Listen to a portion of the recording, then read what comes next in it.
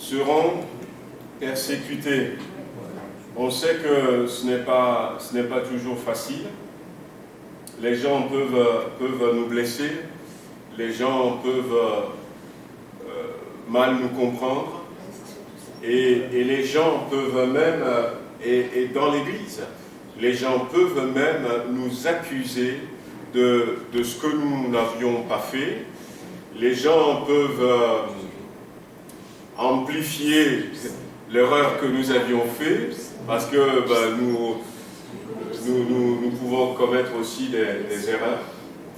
Mais si nous avons cet objectif de relever le défi de l'unité, Dieu se servira de toutes ces choses qui vont nous arriver pour nous garder justement dans la fraîcheur de la foi, comme des jeunes hommes de 85 ans. Après, derrière tout ça, il faut se dire que c'est le malin qui nous accuse en fait. C'est pas la personne. Ce qu'elle a dit pour tout le monde, parce que si vous êtes pécheur, c'est tout le monde qui est pécheur dans cette salle, entre guillemets. Mais je veux dire, c'est le malin qui vient nous accuser, c'est le malin qui est derrière tout ça. Oui, comme je disais tout à l'heure, le diable va lancer des défis, comme pour Job, pour nous essayer à... Ouais, tu peux laisser ça comme ça. Et quand, là, c'est des chants encore. Au piano, c'est Christophe Fabrec, c'est le pasteur de...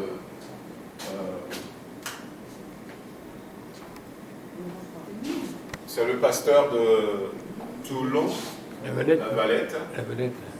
Lui, c'est Étienne Leroy. Il est pasteur à Cluse.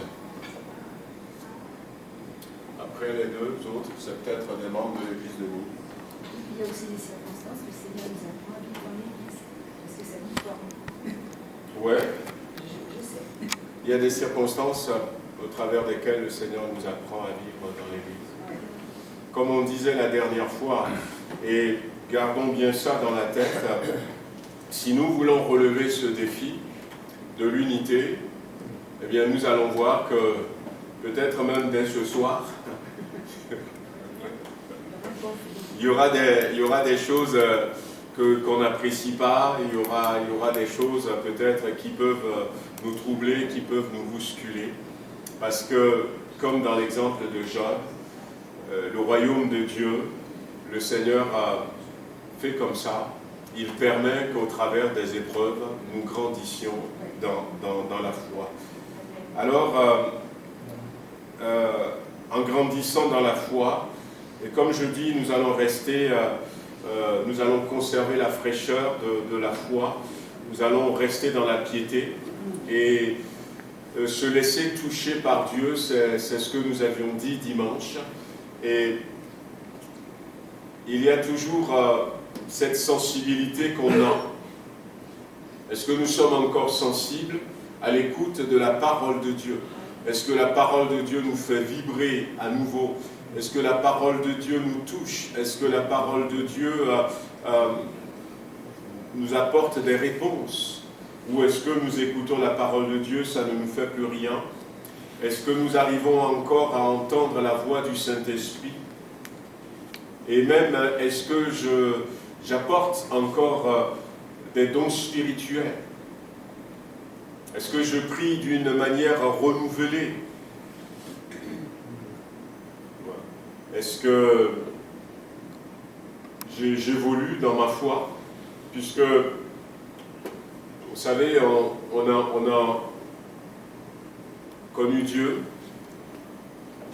on a vécu des expériences avec Dieu, mais Dieu a tellement de variétés, Dieu est tellement riche, Dieu a tellement de choses que Dieu désire que tous les jours, et même plusieurs fois par jour, nous puissions découvrir une nouvelle facette de sa personne, de sa grâce. Amen. Non seulement dans ce que nous avions vécu, mais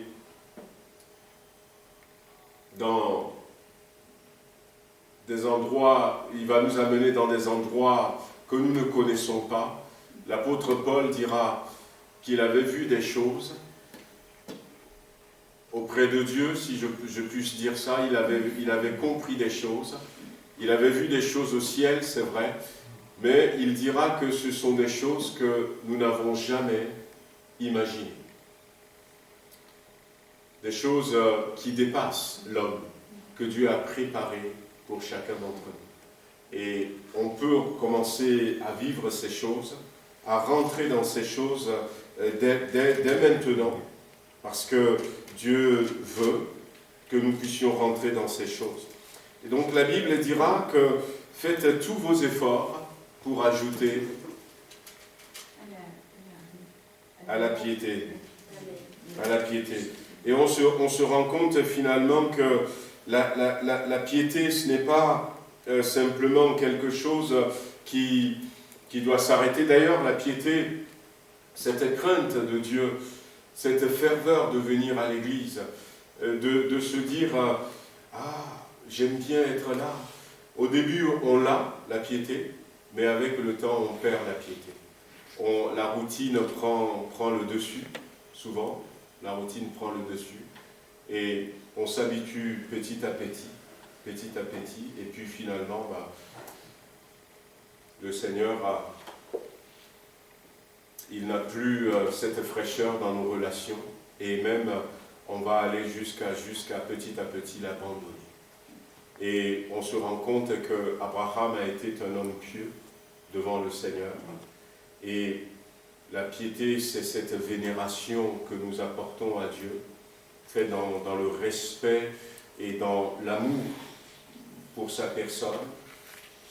C'est cet élan de cœur que nous avons à chaque fois. Et la piété nous maintient dans une communion et une relation intime avec Dieu. Que tous les hommes pieux te prient au temps convenable. Et l'apôtre Paul dira, par exemple, à Timothée, de fuir les discours vains ou encore les vaines discussions.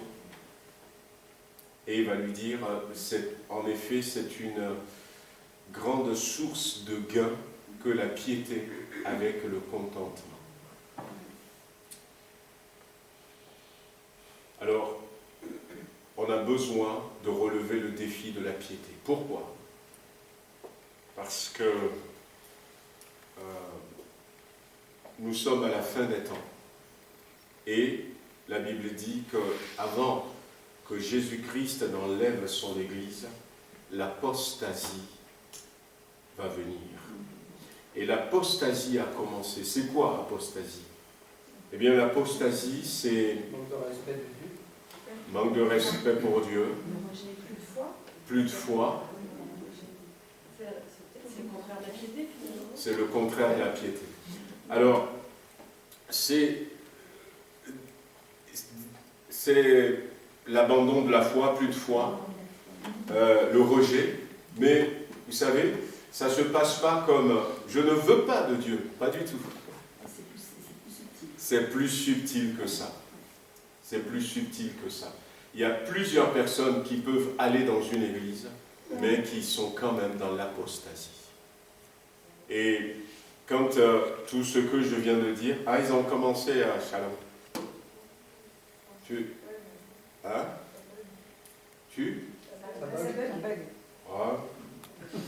On n'entend pas, du coup? Un partage de connexion? C'est sûr. Essaye de mettre un peu, on va voir.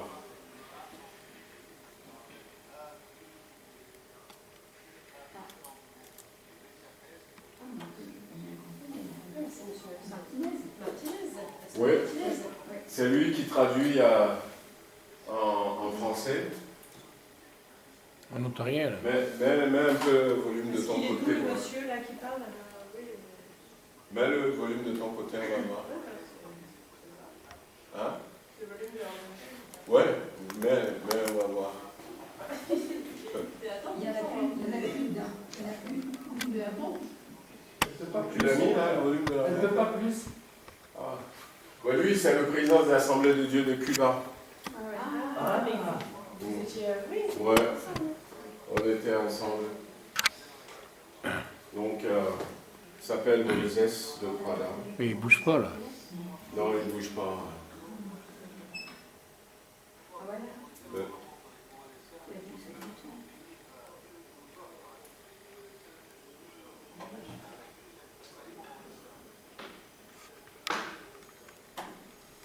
Ah, je vous enverrai peut-être le lien.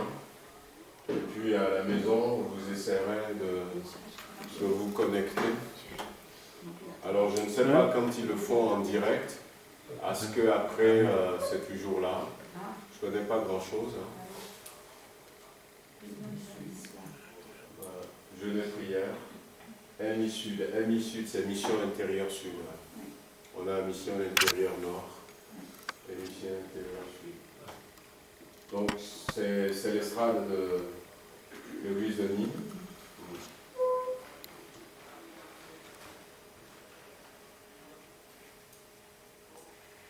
Bon.